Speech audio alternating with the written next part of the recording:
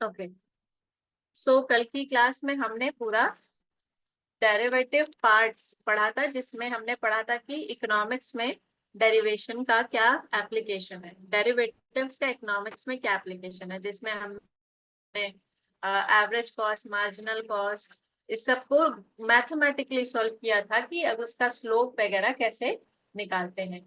और नेक्स्ट कि हमने मोनोपोली के केस में अगर सरकार टैक्स लगाती है तो maximum tax, how to maximise the tax revenue, ये सारी चीजें हमने कल पढ़ी थी। आज की क्लास में आज हम पढ़ेंगे partial derivative, partial derivative and total derivative. आज हम पार्शियल डेरिवेटिव पढ़ेंगे, कल टोटल डेरिवेटिव पढ़ेंगे। सो आज की क्लास में हम पार्शियल डेरिवेटिव देखते हैं। I hope my screen is visible.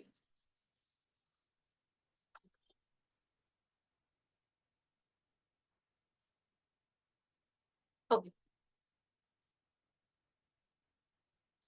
सो आज की क्लास है हमारी पार्शियल डेरिवेटिव।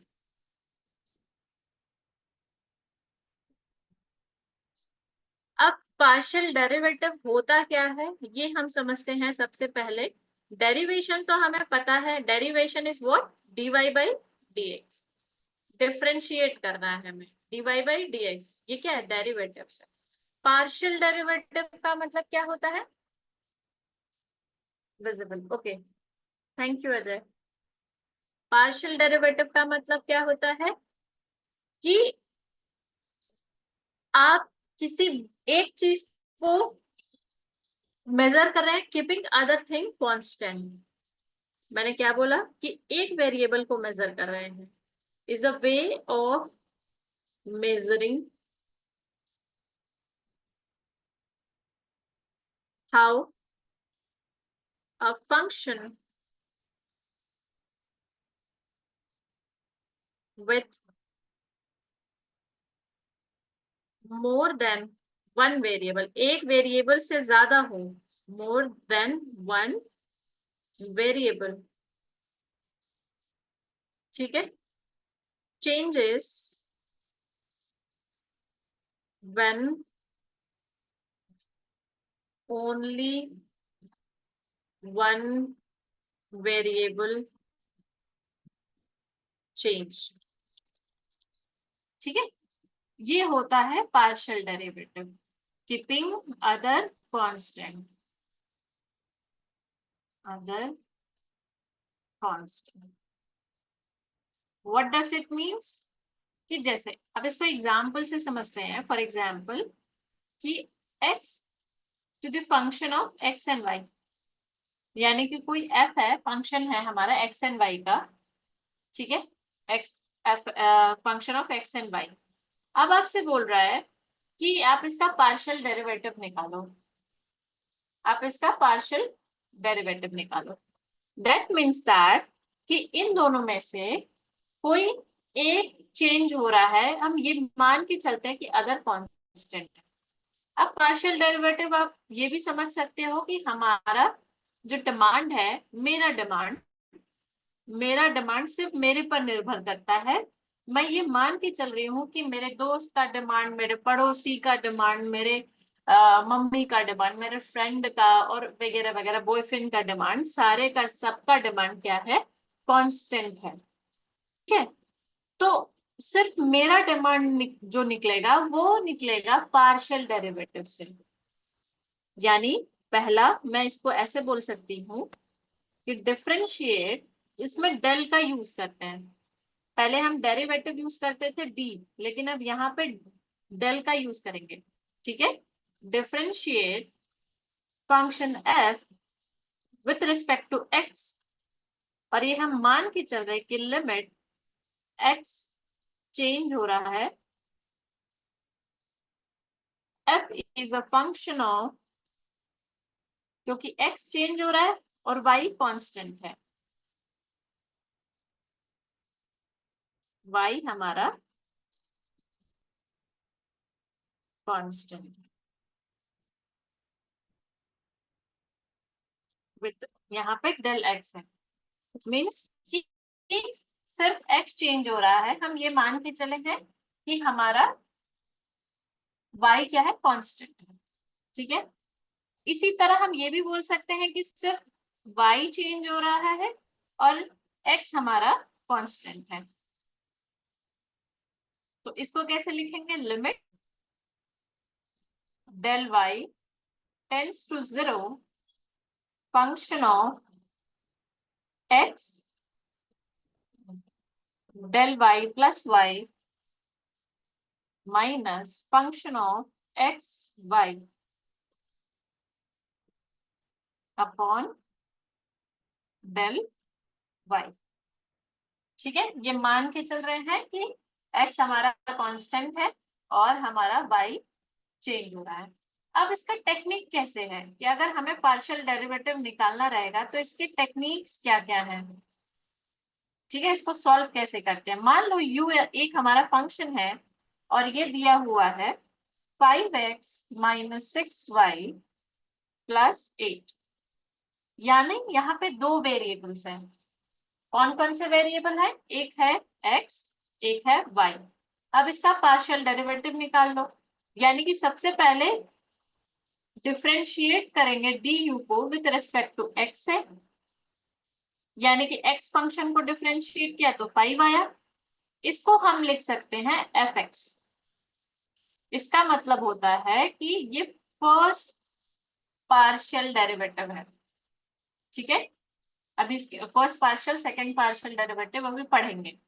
सेकंड हमारा du बाई डी वाई, यानी कि u को डिफरेंशिएट कर रहे हैं विद रेस्पेक्ट टू y, तो ये हो गया -6। y को डिफरेंशिएट करो, इसको हम लिखते हैं एफ वाई। क्लियर है, यहाँ पे ये आपका टेक्निक होता है पार्शियल डेरिवेटिव का। आई सपोज प्रीवियस भी जो मैंने होमवर्क दिया है सब तुम लोग कर रहे होंगे, कंप्लीट करते जाना, उसको हल्के में मत लेना, सीरियसली प्रैक्टिस होती जाएगी। तो पहला होमवर्क आपको, मैं ये आज के टॉपिक है, ये पार्शियल डेरिवेटिव है, इसको निकालना है, इसको करना घर पे, आई मीन क्लास के बाद। फर्स्ट एंड सेकंड क्वेश्चन है z equals to x to the power 3 e to y, partial derivative निकालना है। ठीक है, ये तो हमारा हो गया पार्शियल डेरिवेटिव क्या होता है और कैसे करते हैं। नाउ कम टू दी कि partial derivative of second order condition क्या होता है। क्या मैंने बोला, partial derivative of second order condition.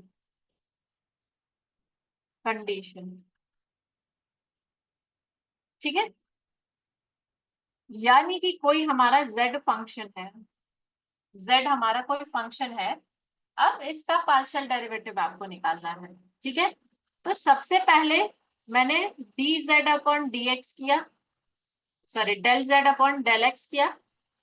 इसका मतलब क्या होता है, इसका मतलब है partial derivative of z with respect to x। ठीक है, इसको हम बोलते हैं fx। नाउ अब हम तुमसे बोल रहे हैं कि इस पार्शियल डेरिवेटिव का भी पार्शियल डेरिवेटिव करो, यानी कि dz upon del z upon del x, इसका भी पार्शियल डेरिवेटिव करिए। तो ये क्या हो जाएगा, इसको लिखते हैं d2z upon dx²।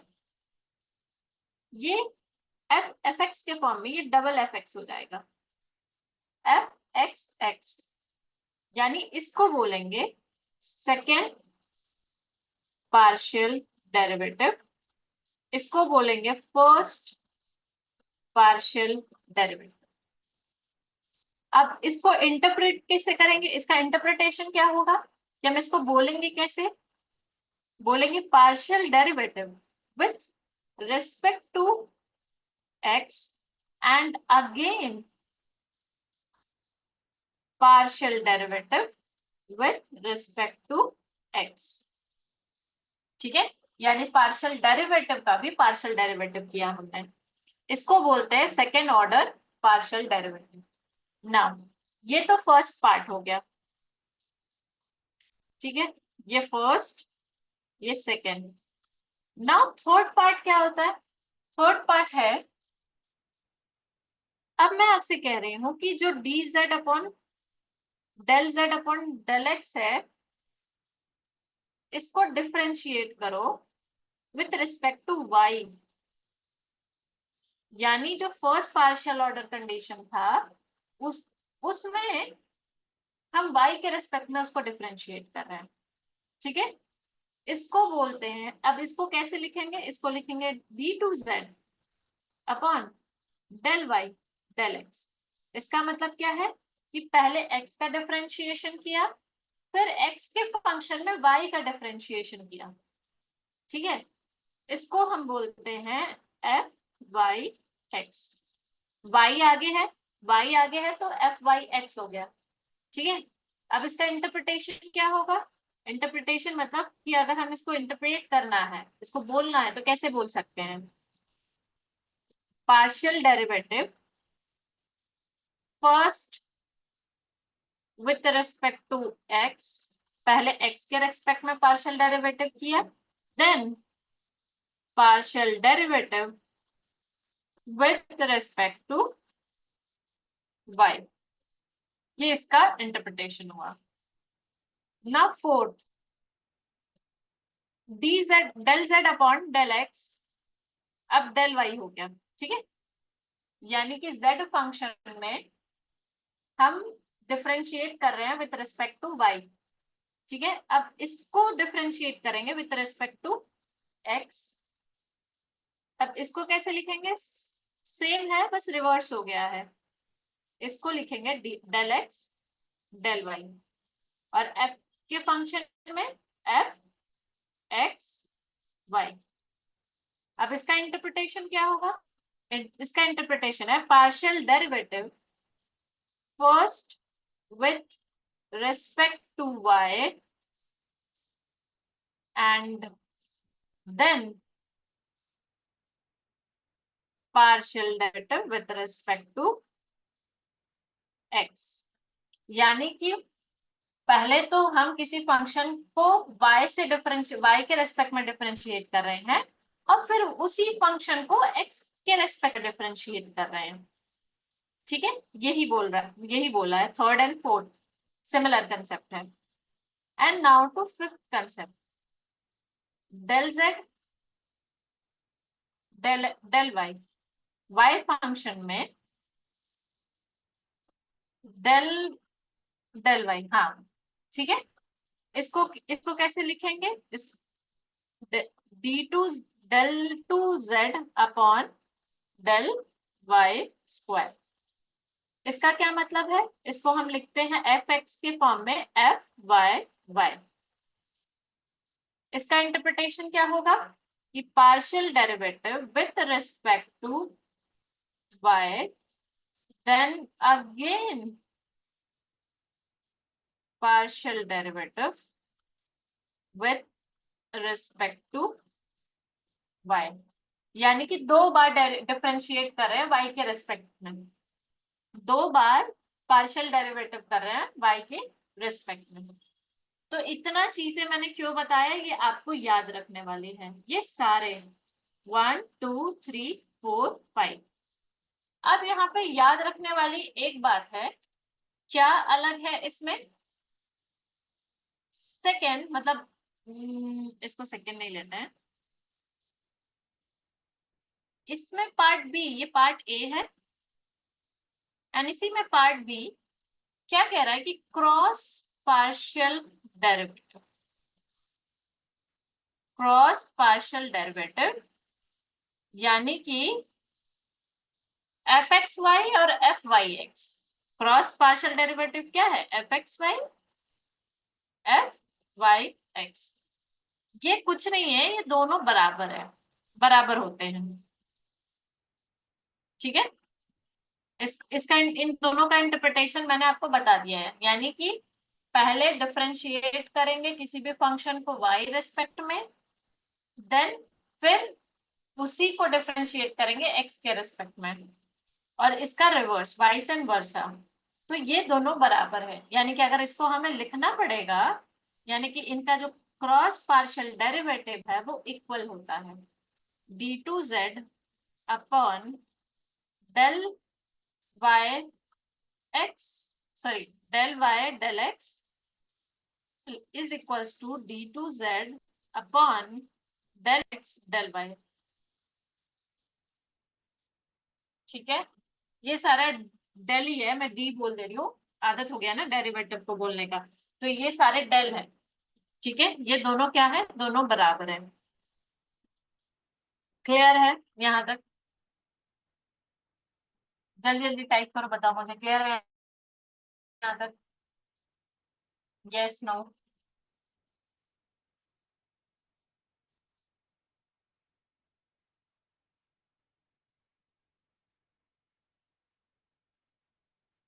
Okay, okay fine. Now अब इसी के इस पे बेस्ड क्वेश्चन कैसे आ सकते हैं, एक एग्जांपल कर लेते हैं कि कैसे हमें फाइंड करना है। देखो जितने भी हम अभी पढ़ेंगे ना सबके एग्जाम्पल करेंगे, क्योंकि एग्जाम्पल करने से ना चीजें क्लैरिफाई होता है। मैं थ्योरी नहीं पढ़ा रही हूँ, क्योंकि मैथमेटिक्स है तो मैथमेटिक्स में आपको एग्जाम्पल के थ्रू समझाना इज वेरी इंपॉर्टेंट। पढ़ा तो सभी दे रहे, एग्जाम्पल के थ्रू समझाना कि ये कैसे हुआ, सारी चीजें कैसे आई, एग्जाम्पल से समझ लेते हैं। जैसे z का फंक्शन है z equals to log 1 + x² y²। अब आपको फाइंड क्या करना है, f(x)(x), f(y)(y) एंड f(x)(y), ये तीनों चीज फाइंड करनी है। ठीक है, तो सबसे पहले f फाइंड करते हैं। f(x) क्या होता है, differentiate z with respect to x। तो सबसे पहले डिफरेंशिएट करेंगे इसको, डिफरेंशिएशन ये इसको बोलते हैं चेन रूल, पढ़ाया है मैंने, यानी इसके अंदर अंदर अंदर जाते जाओ। तो सबसे पहले लॉग को डिफरेंशिएट किए तो 1/(1 + x²) आएगा। फिर इसके अंदर x के पार्ट को डिफरेंशिएट करेंगे तो ये 2x आएगा, और ये पार्ट तो 0 हो गया, यानी कि f(x)(x) आपका है 2x/(1 + x²). ना उसका पार्शियल f(x)(x) निकालेंगे, यानी सेकेंड पार्शियल डेरिवेटिव निकालेंगे तो d2z del2z dx²। अब इसको फिर से डिफरेंशिएट करो विथ रिस्पेक्ट टू x। ये कौन सा है, ये कौन सा रूल बन जाएगा, ये बन जाएगा कोसेंट रूल। डिफरेंशिएशन का कोसेंट रूल है ये। तो कोसेंट रूल क्या कहता है कि first function differentiate the second function minus second function differentiate the first function upon second function का होल स्क्वायर। ये सब याद रखने वाला है। ठीक है, तो डिफरेंशिएट करो, ये आएगा 2x, इसको डिफरेंशिएट करेंगे ये भी आएगा 2x -1 + x²।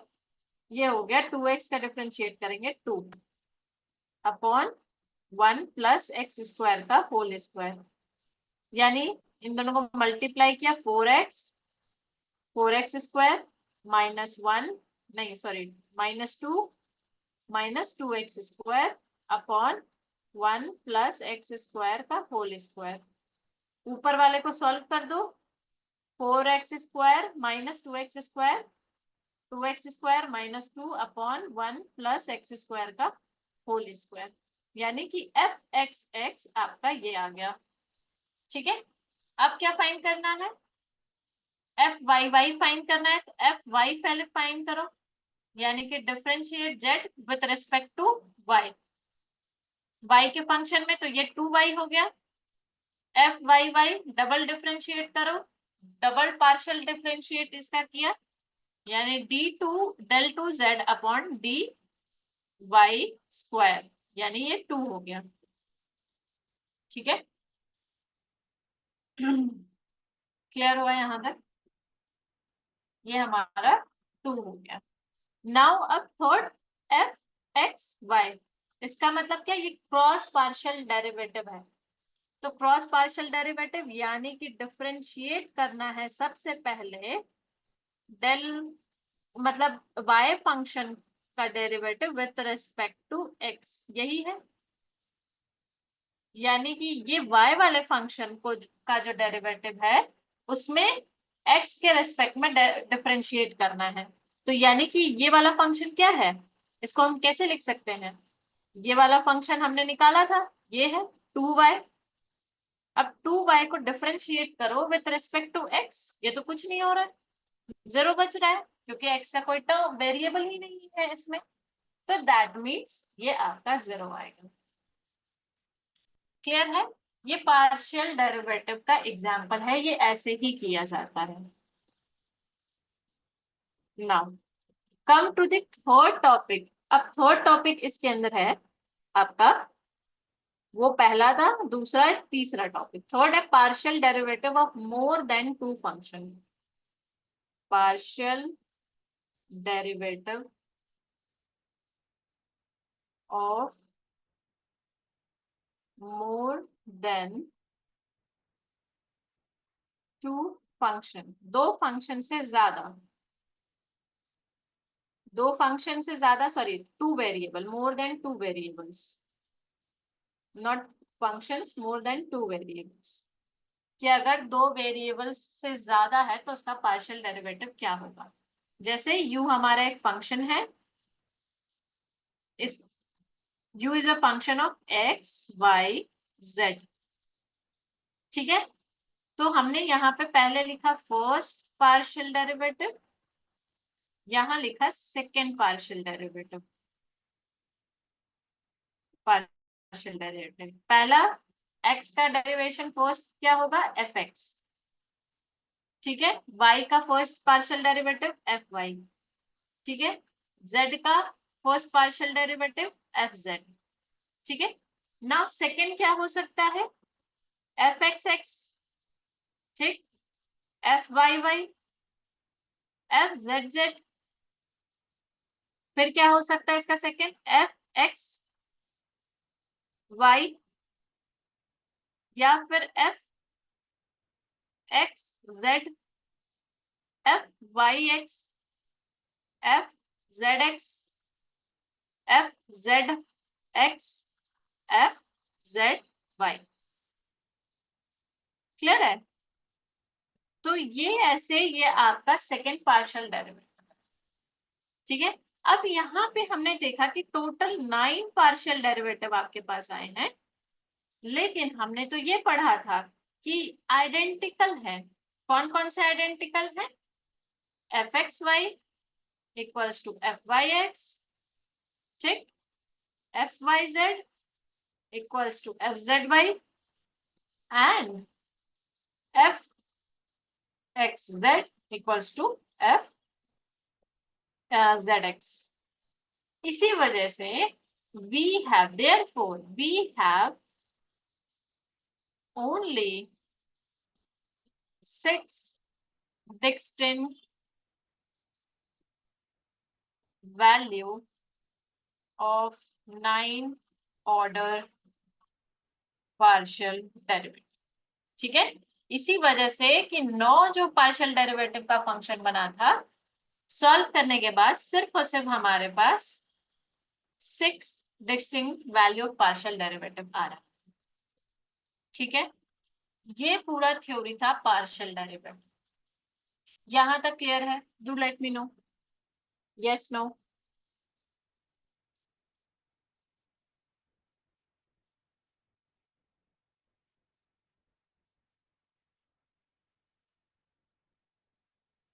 Okay okay.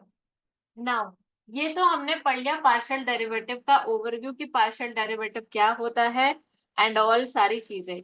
अब इकोनॉमिक्स में पार्शियल डेरिवेटिव का क्या यूज होता है, क्योंकि हम मैथमेटिकल इकोनॉमिक्स पढ़ रहे हैं तो अप्लाई कैसे होता है। ठीक है। तो एप्लीकेशन सारी लिंकअप करके बताऊंगी कि इकोनॉमिक्स में कैसे कैसे तुम यूज कर सकते हो। Application of partial derivative in economics. So partial derivative का इकोनॉमिक्स में 3 जगह यूज होता है। सबसे पहला होता है डिमांड एनालिसिस में। डिमांड एनालिसिस में अब कैसे होता है ये भी बताऊंगी। बी सेकेंड आपका यूटिलिटी एनालिसिस में। Utility analysis. सी आपका प्रोडक्शन एनालिसिस। ठीक है। तो पार्शियल डेरिवेटिव का 3 जगह यूज होता है, demand, utility and production analysis. तो सबसे पहले हम बात करेंगे, ma'am second row third column FYZ होगा। किसकी बात कर रहे हो? Second row. हाँ, FY। Okay okay okay. हाँ, FYZ। हाँ, ठीक है, वेरी गुड। वाई का डिफरेंशिएट कर रहे हैं ना? हाँ ठीक है। नाउ सबसे पहले हम देखेंगे कि डिमांड एनालिसिस क्या होता है। डिमांड एनालिसिस कि पार्शियल डेरिवेटिव डिमांड के एनालिसिस में कैसे यूज होता है। ठीक है। सो आप इसके लिए एक मॉडल मॉडल फ्रेम करते हैं। मॉडल फ्रेम करते हैं क्योंकि इकोनॉमिक्स में हम मॉडल ही बनाते हैं, राइट। मॉडल ये बनाते हैं कि मान लो कि कंसीडर करते हैं कि n commodities, because being a individual हमारे पास क्या होता है, हम कंज्यूमर थ्योरी में पढ़ते हैं एन नंबर ऑफ कमोडिटीज है। उस एन नंबर में कंज्यूमर चूज करता है अपना best, what they can afford. ठीक है। जो वो अफोर्ड कर सकता है उसको चूज करता है। तो हम कंसीडर करते हैं, consider there is an n number of commodities. N number of commodities. X1 ये आपके सारे कमोडिटीज है, X2, X3 dot dot dot dot XN, यानी कि n नंबर ऑफ कमोडिटीज है। अब n नंबर ऑफ कमोडिटीज होने की वजह से n नंबर ऑफ आपका प्राइसेस भी हो सकता है, होगा। सबके सबके कमोडिटीज के प्राइसेस होंगे। X1 का P1 होगा, X2 का P2 होगा, X3 का P3 होगा, ऐसे करके PN होगा। और ये मान के चलते हैं with given taste and preferences. Taste and income, taste and income given है। ये हम मानते हैं ना, कंज्यूमर के टेस्ट एंड प्रेफरेंसेस चेंज नहीं हो रहे, इनकम कांस्टेंट है जब भी हम डिमांड एनालिसिस करते हैं। ठीक है। नाउ अब इन्हीं सब में से मैंने कोई 2 बंडल उठा लिया। मैं बोल रही हूँ कि X1 का जो डिमांड है, X1 डिमांड है वो डिपेंड करता है प्राइस 1 और P2 के, P1 और P2 के प्राइस पे डिपेंड करता है। यानी कि X1 कमोडिटी का प्राइस P1 एंड P2 पे डिपेंड करता है, और X2 कमोडिटी का प्राइस वो भी फंक्शन है P1 एंड P2 का। ठीक है। अब यहाँ हम क्या देख रहे हैं? अब हमें देखना है कि पार्शियल डेरिवेटिव यहाँ पे क्या यूज हो रहा है, क्योंकि हमें पता है कि पार्शियल डेरिवेटिव क्या होता है, valuation and demand as one. हम ये समझ रहे हैं कि एक का प्राइस, एक कमोडिटी का प्राइस बढ़ रहा है, घट रहा है, keeping other prices of the commodity constant. जैसे मैं ये मान के चल रही हूँ कि आईफोन का प्राइस बढ़ रहा है, घट रहा है, और सारे अदर जो कमोडिटीज हैं, जैसे पेन है, पेंसिल है, या फिर कार है, सारे के प्राइसेस क्या है, कांस्टेंट है। सेटिरस पेरिबस एजम्पशंस आप लोगों को पता होगा, इकोनॉमिक्स में यूज होता है ये। ठीक है। तो यहाँ पे पार्शियल डेरिवेटिव क्या है कि variation in demand as 1 of price varies, मतलब इनमें से एक प्राइस वेरीज कर रहा है, घट रहा है, बढ़ रहा है, कीपिंग अदर कांस्टेंट। ठीक है, मैं मान रही हूँ कि P3, P4, P5, P6 और सारे Pn तक की कमोडिटीज के सारे प्राइसेस कांस्टेंट हैं। ठीक है, तो differentiate X1 with respect to P1। ठीक है, इसका इंटरप्रिटेशन क्या होगा? इसका इंटरप्रिटेशन ये है कि, अच्छा, anyone tell me what is the interpretation of this? I'm going to stop the recording. You can answer in the chat box.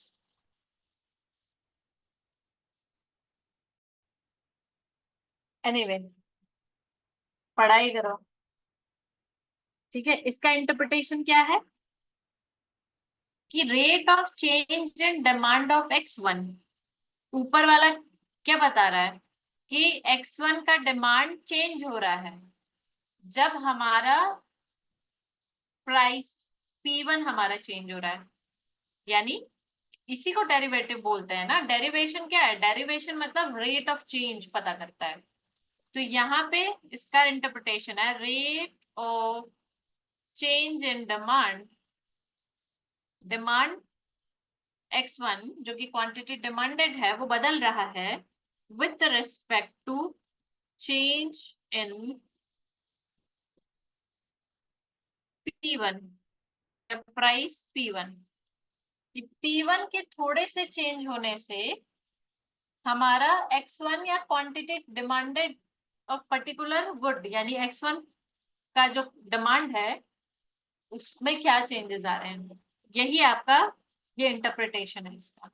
इसी तरह आप इसका इंटरप्रिटेशन लिखोगे अपनी कॉपी में, सिमिलर इंटरप्रिटेशन है।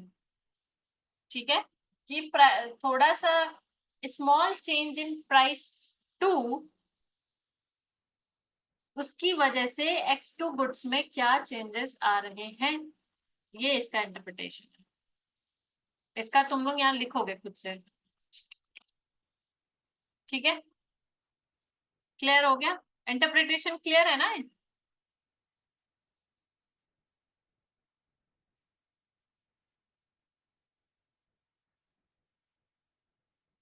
देवाश्री अब क्लियर है? Vivek, Ajay, do let me know fast.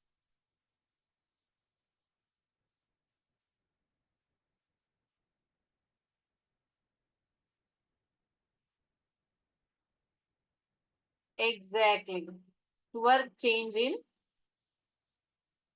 हाँ ठीक है, विथ रेस्पेक्ट टू लिखोगे, with respect to change in P2, with respect to यानी कि जब हमारा P2 चेंज हो रहा है उसकी वजह से X2 में क्या चेंजेस हो रहा है। ठीक है, ऐसे इंटरप्रेट करोगे। नाउ नेचर ऑफ कमोडिटीज कैसे पता करेंगे? नेचर ऑफ कमोडिटीज,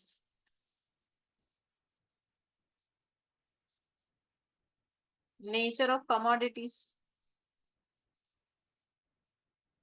अब हमें पता है दो तरह के गुड्स होते हैं।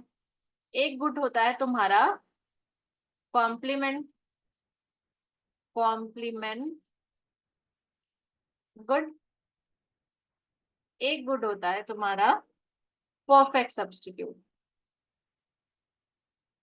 Perfect substitute.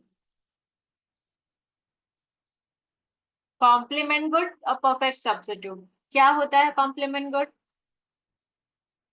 क्या होता है कॉम्प्लीमेंट गुड? तो नेचर ऑफ कमोडिटीज हम पार्शियल डेरिवेटिव से पता कर सकते हैं कि कौन सा हमारा कॉम्प्लीमेंट गुड्स है, कौन सा हमारा परफेक्ट सब्स्टिट्यूट गुड्स है। अब ये कैसे कर सकते हैं? जैसे देख, कॉम्प्लीमेंट गुड्स क्या होता है? Increase in demand for one, ठीक है, correspond to, corresponds to an increase in demand for other goods। इसका मतलब क्या कि एक गुड्स का डिमांड बढ़ रहा है जिसकी वजह से अदर गुड्स का भी डिमांड बढ़ जा रहा है। ये हमारा परफेक्ट सॉरी कॉम्प्लीमेंट गुड्स है। साइमल्टेनियस यानी पॉजिटिव है, एक बढ़ रहा है दूसरा भी बढ़ रहा है। परफेक्ट सब्स्टिट्यूट क्या है? Increase in the demand for one leads to an decrease in the demand for other। ठीक है, एक का डिमांड बढ़ रहा है दूसरे का डिमांड घट रहा है, तो there is a negative relation, there is a positive relation. अब पार्शियल डेरिवेटिव कैसे यूज करते हैं? Exactly negative. हाँ तो रिस्पॉन्स करो Ajay. Okay, for example A हमारा गुड है, मतलब एक बंडल है हमारा x1 y1, कंजम्पशन बंडल है x1 x2। ठीक है, अब प्राइसेस हमारे हैं P1 P2। ठीक है, अब मैं ये बोल रही हूँ कि suppose price of one sorry price of two increase हो गया। ठीक है, प्राइस ऑफ टू इंक्रीज हो गया, तो del x1 with respect to change in P2 with respect to change in P2 is less than 0,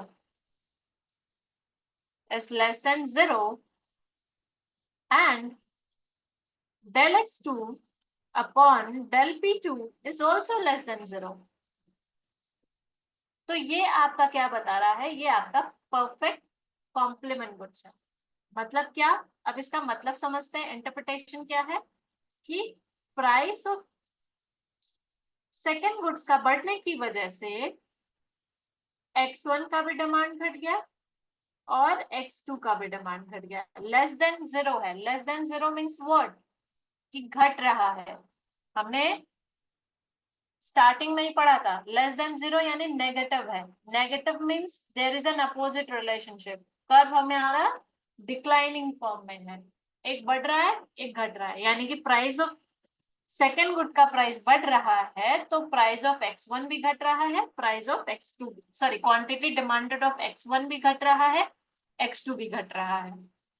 now similarly अगर price of one बढ़ रहा है, then del x1 upon del p1 is also less than 0, and del x2 upon del p1 is also less than 0। ठीक है, यानी कि anything, ये आपको पार्शियल डेरिवेटिव से पता चलेगा कि अगर वो लेस देन 0 है, उसका फर्स्ट डेरिवेटिव लेस देन 0 है, तो परफेक्ट कॉम्प्लीमेंट है। क्लियर है? लेस देन 0 साइमल्टेनियसली बढ़ रहा है घट रहा है, यानी कि सेम आपका ये होगा फर्स्ट। ये आपको चेक करना पड़ेगा कि दोनों का जो डेरिवेटिव है सेम डायरेक्शन में जा रहा है, तो आपका क्या है? परफेक्ट कॉम्प्लीमेंट गुड्स है। Now come to substitute goods. Substitute goods यानी कि प्राइस ऑफ वन बढ़ रहा है, सपोज प्राइस ऑफ वन बढ़ा जिसकी वजह से x1 घटा लेकिन x2 बढ़ गया। अब इसका इंटरप्रिटेशन हम डेरिवेटिव पार्शियल डेरिवेटिव में कैसे करेंगे कि del x2 with respect to change in price 1 is greater than 0। what it means कि x मतलब कि प्राइस ऑफ इसको कैसे बोलेंगे, x1 गुड का प्राइस बढ़ने से quantity demanded for x2 good बढ़ गया, इसीलिए इसका जो फर्स्ट डेरिवेटिव है वो ग्रेटर देन 0 है। नाउ सेकेंड क्या है आपका? del x1 upon del p1 is also ये लेस देन 0 होगा। क्यों? क्योंकि प्राइस P1 के चेंज होने की वजह से हमारा x1 क्वांटिटी घट जा रहा है, तो इसलिए ये लेस देन 0 है।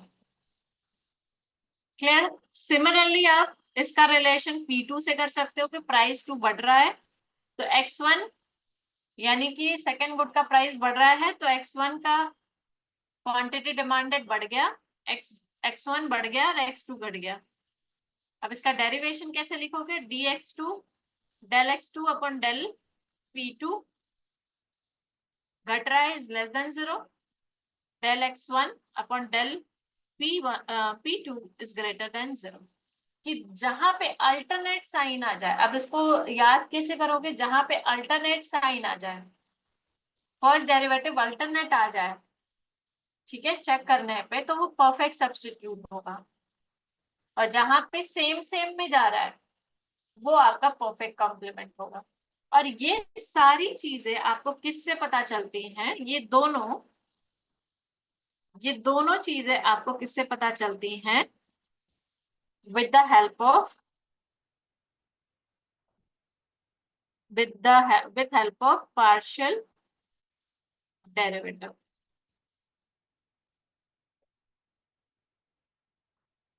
पार्शियल डेरिवेटिव की मदद से हम नेचर ऑफ गुड्स का पता कर सकते हैं कि वो परफेक्ट कॉम्प्लीमेंट है, कि परफेक्ट सब्स्टिट्यूट है, कि वो कैसा गुड्स है। क्लियर हो गया यहाँ तक?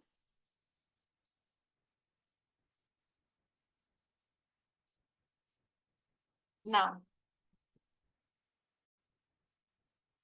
अब है आपका पार्शियल इलास्टिसिटीज। पार्शियल इलास्टिसिटीज क्या होता है कि क्रॉस प्राइस इलास्टिसिटी निकालते हैं। पार्शियल डेरिवेटिव से हम क्रॉस प्राइस इलास्टिसिटी निकाल सकते हैं। और आपको क्रॉस प्राइस इलास्टिसिटी पता है क्या होता है? आई होप आप सभी को पता है cross price elasticity.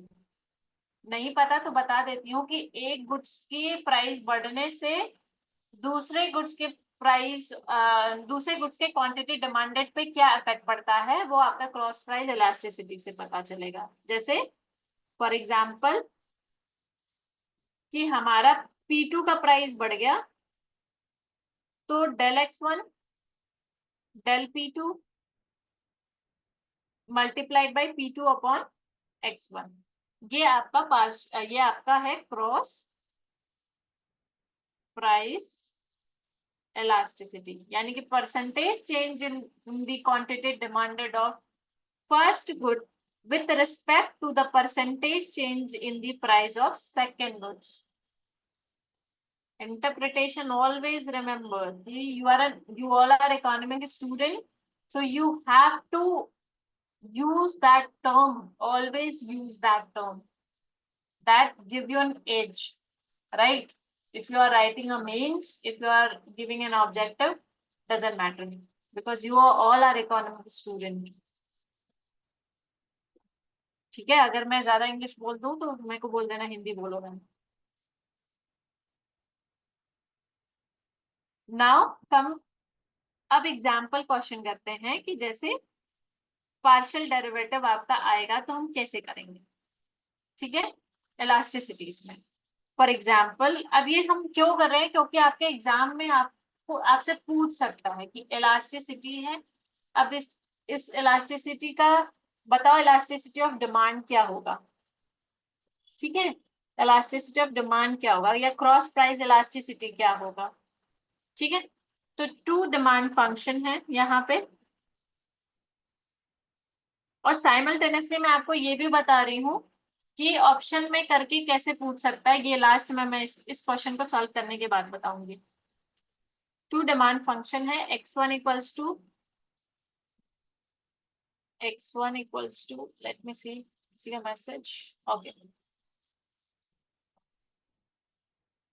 x1 equals to p1 to the power minus 1.7, p2 to the power 0.8। ऐसे क्वेश्चन देते हैं एग्जाम में। ये डराने वाले क्वेश्चन है, लेकिन one of the easiest question होते हैं। p1 to the power 0.85, p2 to the power minus 0.2। अब आपको फाइंड क्या करना है, determine whether the commodities are perfect complement और सब्स्टिट्यूट। आपको ये बताना है कि ये कॉम्प्लीमेंट है या फिर सब्स्टिट्यूट है, ठीक है। चलो सॉल्व करते हैं इसको। तो सबसे पहले हम क्या करेंगे, पहला डिमांड फंक्शन निकाला को यूज किया, यानी x1 को यूज किया। तो x1 को डिफरेंशिएट किया विथ रिस्पेक्ट टू p1, ठीक है। p1 के रेस्पेक्ट में चेंज डिफरेंशिएट किया तो ये -1.7 p1 -1.7 -1 p2 0.8, यानी कि ये -1.7 p1 -2.7 p2 0.8, यानी कि इसका जो, let me use dark colour, okay, यानी कि इसका जो पार्शियल डेरिवेटिव आया, फर्स्ट डेरिवेटिव, वो आपका लेस देन 0 है, क्योंकि नेगेटिव है। देखो यहाँ पे ये नेगेटिव है, ठीक है। नाउ एनीवन टेल मी कि अगर फर्स्ट पार्शियल डेरिवेटिव इसका नेगेटिव आ रहा है तो ये कौन सा गुड्स होगा, यानी कि x1 p1 में क्या रिलेशन होगा, एनीवन? x1 p1 में क्या रिलेशन, यही है ना नेगेटिव रिलेशन, जो तुमने बोला करेक्ट बोला, नेगेटिव रिलेशन है। यानी कि कोई बात नहीं, मैं ये पूछ रही हूँ कि अगर आपका ये डेल x1 और डेल p1 आपका लेस देन 0 है, तो इसका क्या मतलब है, इसका क्या इंटरप्रिटेशन है कि there is a negative relation, जो तुमने बताया। नेगेटिव रिलेशन मतलब क्या, कि p1 बढ़ रहा है, x1 घट रहा है, या फिर हो सकता है कि p1 घट रहा है, x1 बढ़ रहा है। ये रिलेशन है। हर चीज को ना बाइफरकेट कर दो, छोटी छोटी चीजों में तोड़ दो, इजिली तुमको समझ में आ जाएगा, ठीक है। Now come to the second point, differentiate x1 with respect to p2, ठीक है। x1 फंक्शन को p2 के रेस्पेक्ट में चेंज कर रहे हैं, yes, one increase other decrease, yes, p2 के रेस्पेक्ट में डिफरेंशिएट कर रहे हैं। करो डिफरेंशिएट x1 को p2 के रेस्पेक्ट में, तो ये आएगा 0.8 p -1.7 p2 0.8 -1 0.8 p2 -1.7, सॉरी ये p1 है ना, p1 p2 -0.2, that is greater than 0। अब इसका इंटरप्रिटेशन क्या होगा, ग्रेटर देन 0 है, इसका मतलब क्या कि प्राइस p2 बढ़ रहा है तो x2 बढ़ रहा है, समझ रहे हो, यानी कि सेकेंड गुड्स का प्राइस बढ़ रहा है, सॉरी ये x1 सेकेंड गुड्स का प्राइस बढ़ रहा है, तो फर्स्ट गुड का क्वांटिटी बढ़ रहा है, यानी यानी ये क्या है, यानी कि इसका मतलब क्या है, परफेक्ट सब्स्टिट्यूट।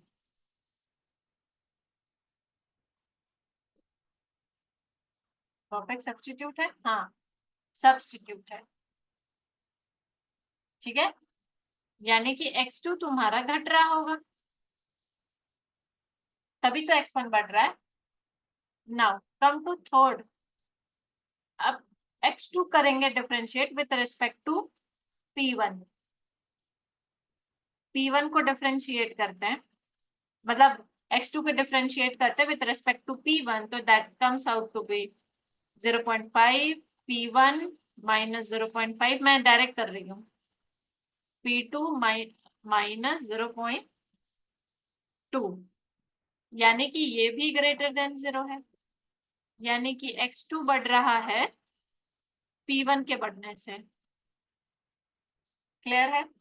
तो यहां से हमें क्या समझ में आ रहा है, एक और डिफरेंशिएट करेंगे, एक और डिफरेंशिएट किए, x2 को डिफरेंशिएट करेंगे p2 से, ठीक है, p2 with respect to p2, तो -0.2 p1 0.5 p2 -0.2 -1, अब इसी से देख लो ये लेस देन 0 है, यानी कि x2 बढ़ रहा है जब प्राइस 2 घट रहा है, या फिर प्राइस 2 बढ़ रहा है x2 घट रहा है। तो इसका मतलब क्या समझ में आया? Overall conclusion, therefore the commodities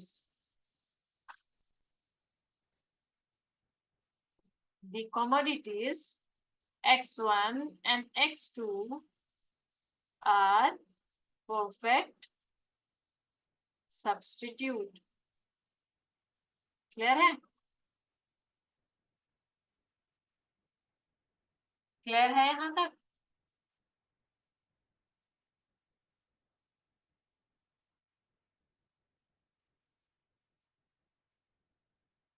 do let me no.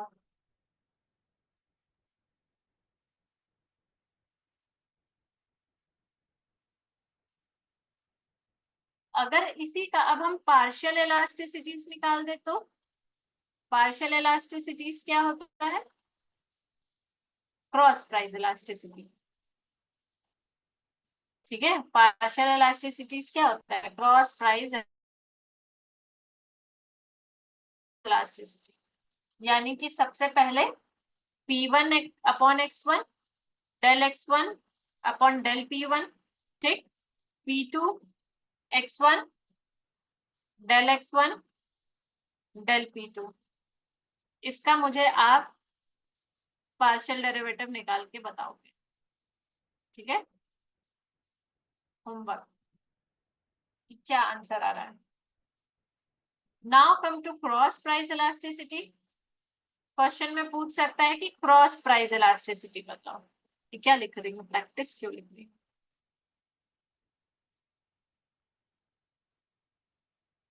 Cross price elasticity.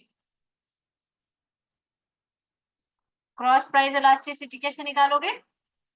ये निकालना बताया था मैंने। क्या रखोगे पहले? पहले रखोगे क्या रखना था पहले? Okay okay okay. dx2 del x2 with respect to price 1 multiplied by p1 x upon x2। ठीक है, क्रॉस प्राइस इलास्टिसिटी पहला ये। दूसरा क्या होगा? P2 P2 नहीं, del x1 upon del P2, P2 upon x1। ठीक है, क्रॉस प्राइस इलास्टिसिटी। यहां तक समझ में आ रहा है मैं क्या बता रही हूँ तुम्हें? इसका क्रॉस प्राइस इलास्टिसिटी निकालो। क्रॉस प्राइस इलास्टिसिटी क्या होता है? परसेंटेज या proportionate change in the price one, नहीं, proportionate change in the quantity of x2 with respect to the change in the price 1 into price 1 divided by x2। Ma'am less than 0 negative relation है, but greater than 0 means positive. Exactly exactly.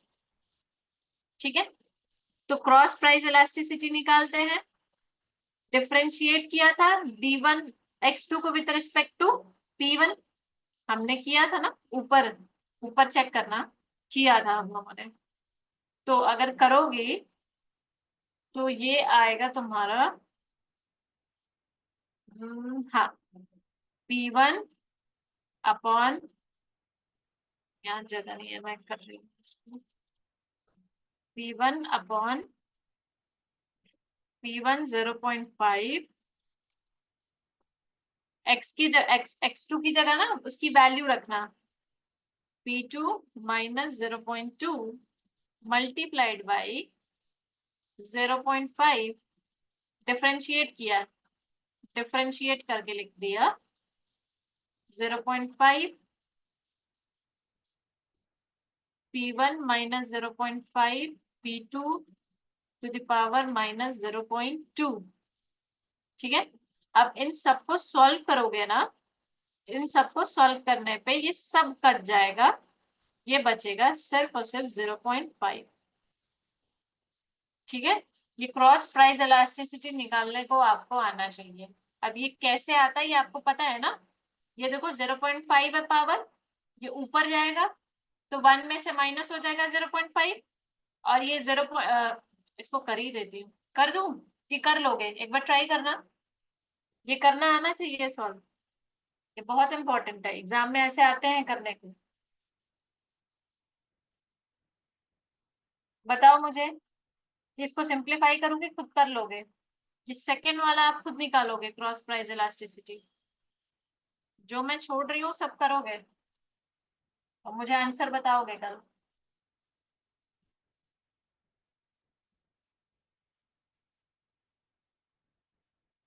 बताओ भाई, मैं कर दूं कि कर लोगे।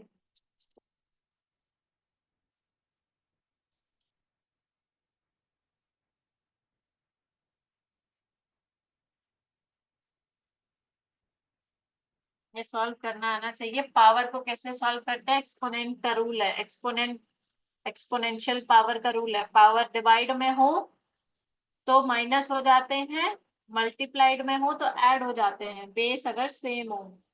ये आना चाहिए करने, ये बहुत बेसिक है। ठीक है, आई गेस तुम सभी को आता हो। चले आगे। तो ये पहला हमने डिमांड एनालिसिस में पढ़ लिया कि हमारा पार्शियल डेरिवेटिव कैसे यूज होता है। नाउ आपका सेकंड है यूटिलिटी एनालिसिस में। यूटिलिटी एनालिसिस आप सभी को पता है कि पार्शियल डेरिवेटिव कैसे यूज होता है। मान लो यूटिलिटी आपका डिफरेंट कमोडिटीज का है, कैसे डिटरमाइन होता है। Utility is a function of x1 x2 dot dot dot dot x1 xn, ये हमारे सारे क्या है, कमोडिटीज हैं।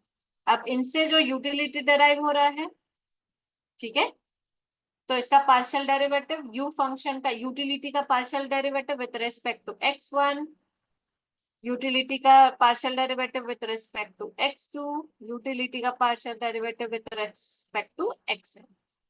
क्लियर है, यही आपका है partial derivative of utility analysis. बहुत सिंपल है, जैसे कि u कोई फंक्शन दे दिया 2x²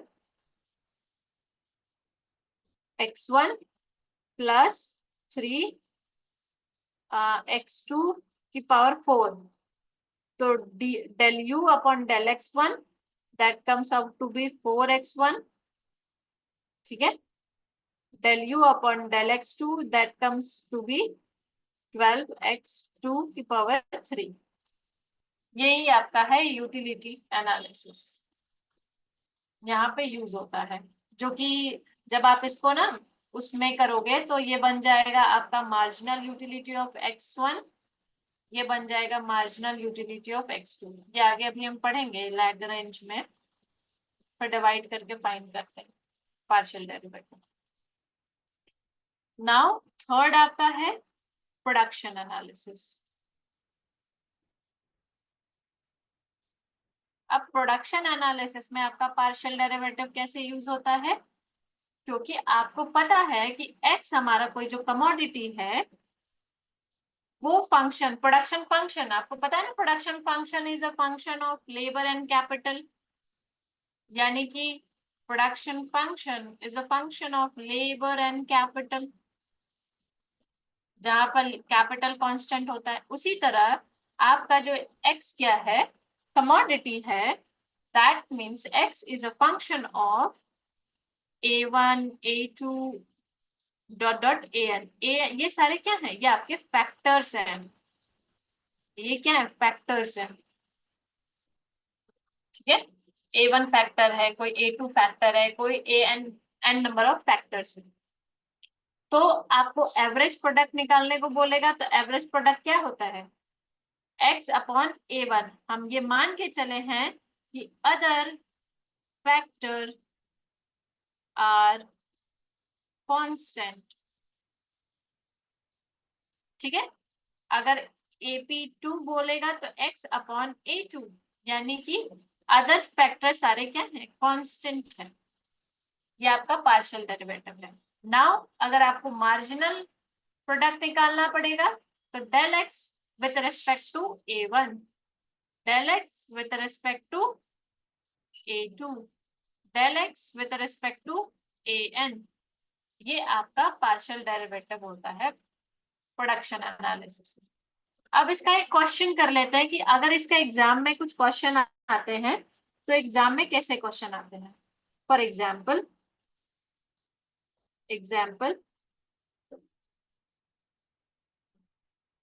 the production function of a particular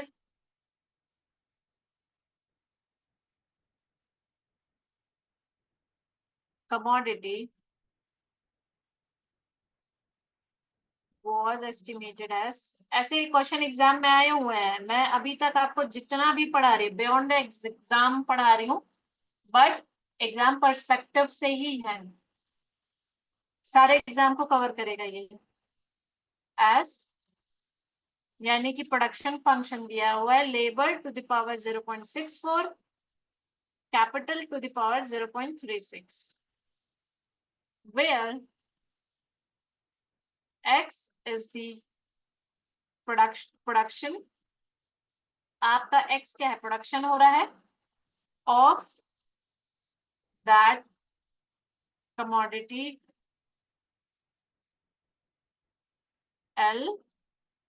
L आपका लेबर है, K आपका कैपिटल है। अब आपसे क्या पूछ रहा है, find marginal product of labour and marginal product of capital. ठीक है, पहली चीज। Second, determine MPL and MPK at labor equals to 1.5 and capital equals to 11.1 units। ठीक है, ऐसे क्वेश्चंस आते हैं एग्जाम में।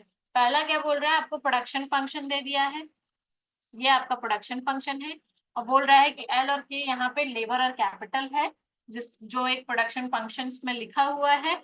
आपको marginal product of labour and marginal product of capital निकालना है, और ये भी बताना है कि जब मार्जिनल प्रोडक्ट ऑफ लेबर और कैपिटल, जब हमारा लेबर 1.5 यूनिट है और कैपिटल 1.1 यूनिट है। ठीक है, इसमें निकालना है, तो सॉल्व करते हैं, कोई दिक्कत नहीं है। तो सबसे पहले x is a function of labor 0.64, k 0.36। Marginal product of labour क्या होता है, differentiate x with respect to labor keeping capital constant। ठीक है, इंटरप्रिटेशन याद रखना, differentiate x with respect to labor keeping capital constant। तो ये क्या हो जाएगा, 0.64 उत्तर आएगा कि सॉरी L 0.64 माइनस 1 K 0.36। ठीक है, 0.64 L to the power minus 0.36 K की पावर 0.36, 0.64 कैपिटल अपॉन लेबर दोनों की पावर है 0.36, यानी ये आ गया मार्जिनल प्रोडक्ट ऑफ लेबर। ठीक है, ये आ गया मार्जिनल प्रोडक्ट ऑफ लेबर। अब मार्जिनल प्रोडक्ट ऑफ कैपिटल निकाल लेते हैं। Same, differentiate x with respect to capital keeping labour constant. तो 0.36, labour 0.64, capital 0.36 minus 1, 0.36, labour upon capital, इन दोनों की पावर हो जाएगी 0.64। फर्दर सॉल्व करने में ये आपका MPL एंड MPK आ गया। अब जहां जहां लेबर है वहां वहां वैल्यू रख दो। ठीक है, पहला बोला है कि MPL पता करो जब आपका लेबर और कैपिटल की वैल्यू दी गई है। ठीक है, तो 0.36 कैपिटल है ना, कैपिटल अपॉन लेबर, तो 1.1 अपॉन 1.5 टू द पावर 0.36। अब इसको फर्दर नहीं सॉल्व करना, छोड़ देना, क्योंकि ये हमारे बस की बात नहीं है पॉइंट का पावर का आंसर निकालना। मार्जिनल प्रोडक्ट ऑफ कैपिटल क्या होगा, 0. यहाँ पे 0.6 होगा ना, 6 पूरे 0.36 1.5 अपॉन 1.1 टू द पावर 0.64। ये आपका वैल्यू आ गया marginal product of labour and marginal product of capital. इसको फर्दर सॉल्व नहीं करना है, ठीक है, ये आप नहीं सॉल्व कर पाओगे। इन केस यहाँ पे कोई ऐसी और वैल्यू दे देगा तो वो सॉल्व हो जाएगा, ठीक है। वो आप एग्जाम, ये प्रीवियस ईयर क्वेश्चन पेपर में आया हुआ है, यहाँ पे कुछ स्क्वायर में पावर दे दिया था, तो उसका इसको स्क्वायर करके उसको सॉल्व कर लेना, ऐसे है, देखना कहाँ है, मुझे याद नहीं आ रहा है वो क्वेश्चन, बट ऐसे है। तो ये आपका पूरा पार्शियल डेरिवेटिव यहाँ से खत्म होता है।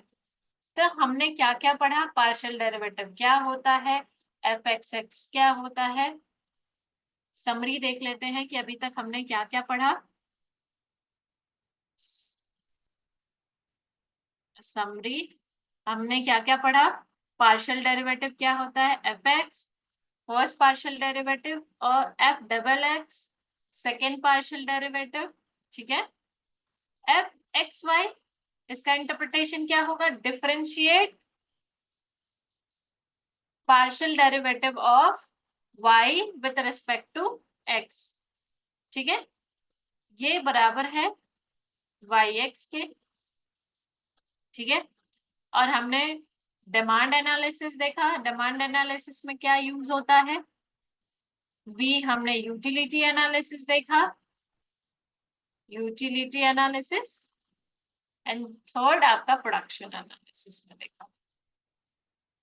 नाउ जो भी होमवर्क लिखा हुआ है वो आपको सॉल्व करना है, ठीक है। ये जब जैसे ही ये पूरा चैप्टर खत्म होगा, I will give you multiple questions जो आपको सॉल्व करना है, ठीक है। So that is it in today's class. I hope तुम सभी को समझ में आया होगा। बताओ मुझे अब